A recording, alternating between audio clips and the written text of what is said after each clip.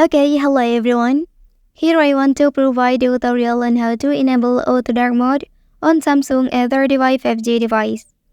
Well, dark mode can help save battery power, particularly on devices with OLED or AMOLED displays. Dark pixels consume less energy than bright ones, so enabling dark mode can extend your device battery life. Okay, let's go to the tutorial. Well, first thing first, enter to the settings menu. Okay, and here select the display option. And then tap on dark mode settings. Now turn on this option.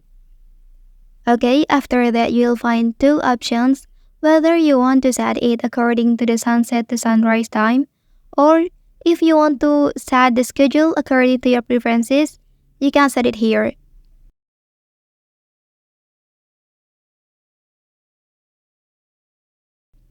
Once finished, click done. Okay, that's the tutorial on how to enable auto dark mode on Samsung A35 5G device. If you are helped by this video, don't forget to like and subscribe to get other information from this channel. Thank you.